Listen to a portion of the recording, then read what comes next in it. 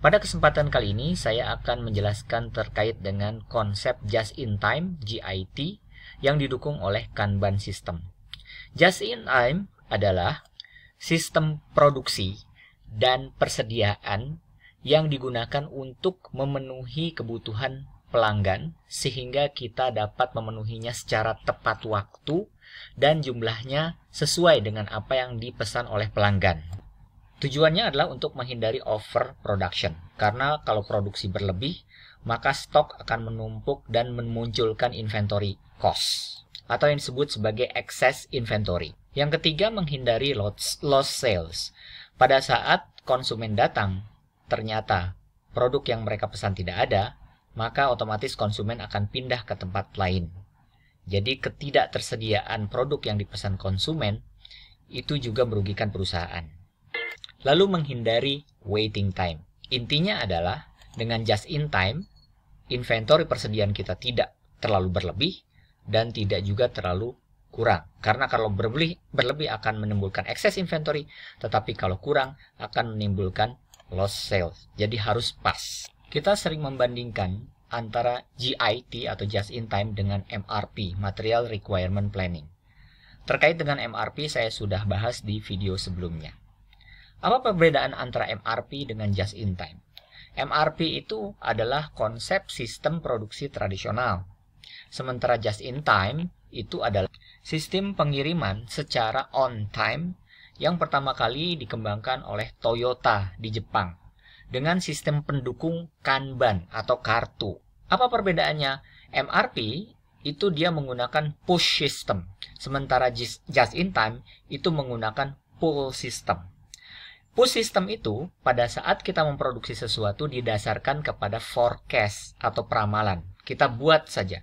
Nanti yang proses pendistribusiannya itu merupakan beban daripada marketing yang akan ditransfer ke distributor maupun retailer. Karena MRP berdasarkan forecast, maka kita tidak tahu apakah produk tersebut akan laku di pasaran atau ada pembelinya atau tidak. Sehingga terkadang MRP menyebabkan cost wastage. Kalau ternyata pembelinya sedikit, ternyata kita produksi banyak. Kemudian yang kedua, high inventory. Dan yang ketiga tentunya kalau high inventory menyebabkan adalah high cost. Dan biasanya karena dia push system, dia merupakan large batch. Keuntungannya memang produk available at any time. Jadi pada saat konsumen datang, memang produk itu selalu ada.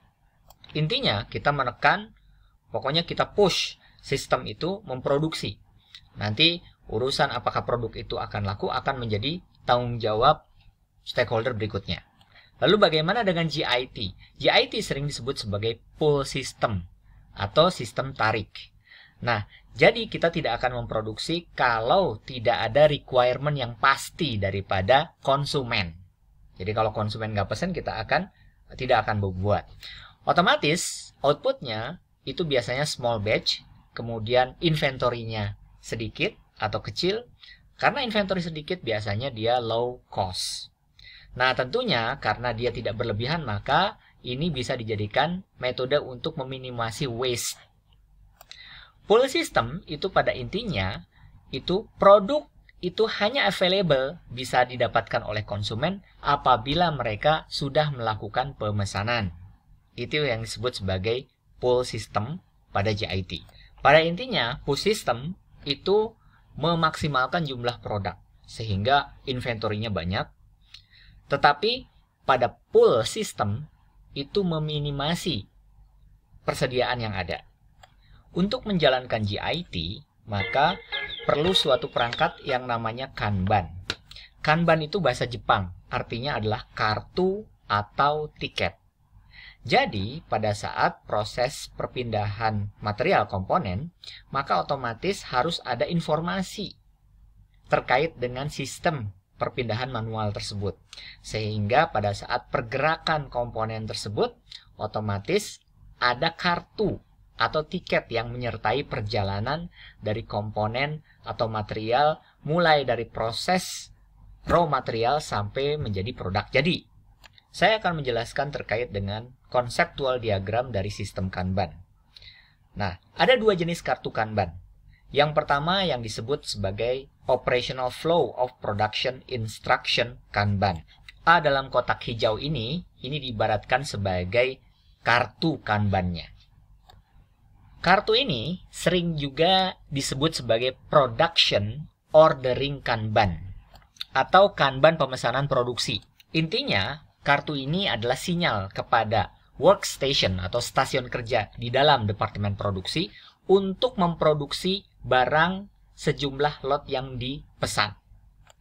Yang kedua, ada yang disebut dengan Retrieval Kanban yang dilambangkan dalam huruf A yang berada dalam kotak merah.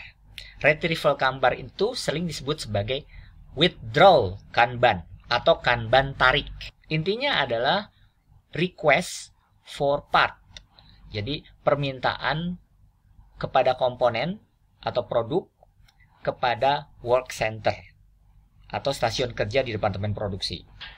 Yang hijau ini adalah kartu kanban instruksi produksi. Intinya di sini ada proses produksi.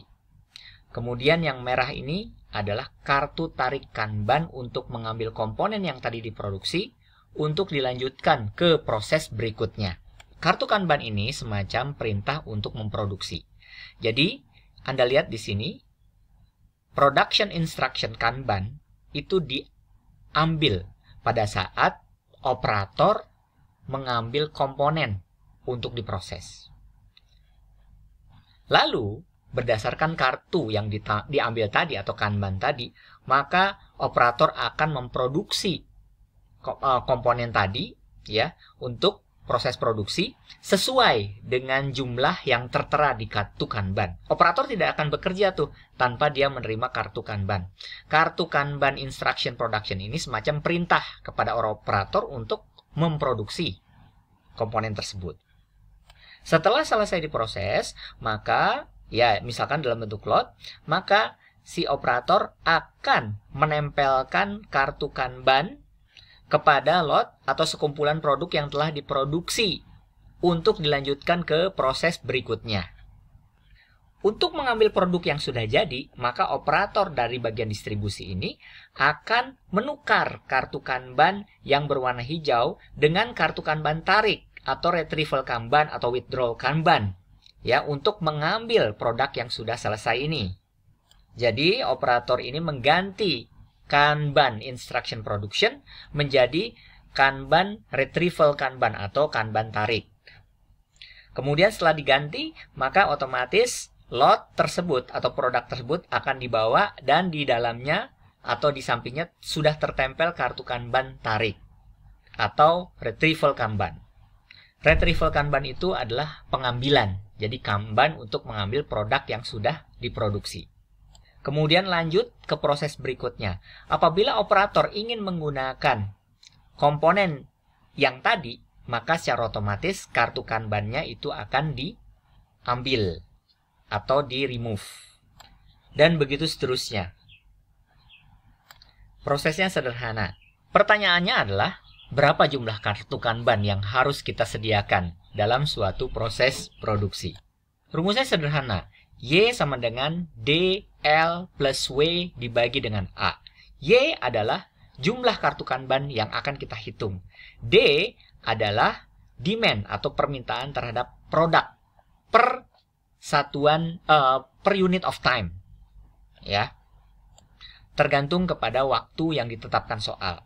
Kemudian L itu adalah lead time. Lead time itu hasil penjumlahan dari waktu proses produk tersebut ditambah waktu tunggu antar proses ditambah dengan waktu pengiriman atau waktu pengantaran dari satu posisi ke posisi yang lainnya. W adalah aturan yang ditetapkan perusahaan terkait dengan variabel spesifik dari level buffer stock. Buffer stock ini adalah stok penyangga. Kemudian A itu adalah container capacity, kemampuan satu lot. Biasanya di dalam pabrik itu ada keranjang, nah biasanya satu keranjang itu berapa produk yang bisa dibawanya. Contoh kasus, sebuah perusahaan memproduksi 200 unit sepatu per hari. Diketahui lead time-nya 10 hari. Lead time itu dari pesan sampai kita dapat itu membutuhkan waktu 10 hari. Kemudian safety stock atau buffer stoknya, aturan main perusahaan itu adalah 20%. Tadi dilambangkan dengan W.